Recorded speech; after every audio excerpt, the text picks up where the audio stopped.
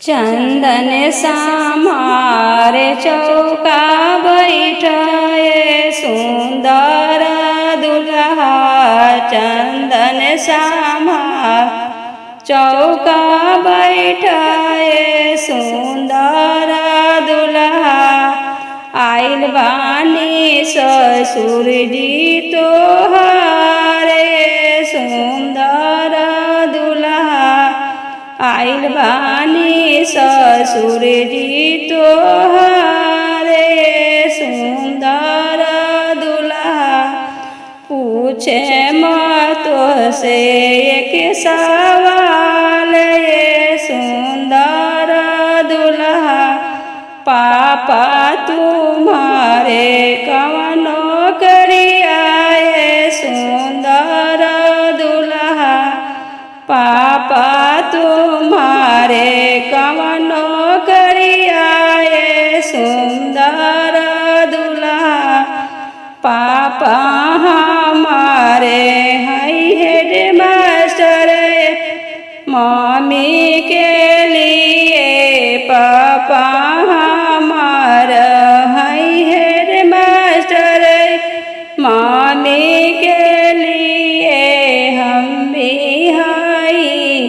Shri surgeon लारो के लिए। हम भी हाई श्री सर्जन लारो के लिए।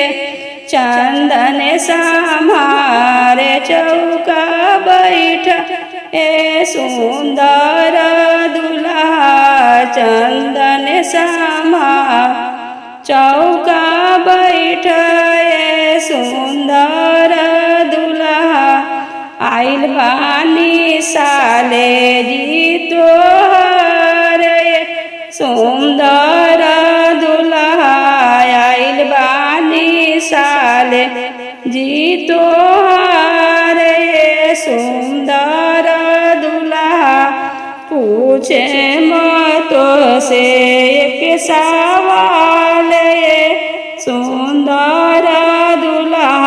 पूछे तो से एक सवाल सुंदर दुल्हा। भैया तोहरे कवनो करियाए सुंदर दुल्हा। भैया तोहारे कवनो करियाए सुंदर दुल्हा। भैया हमारे हैं इंजीनियर भाभी के लिए। भैया हम अरे हैं इंजीनियर भाभी के लिए।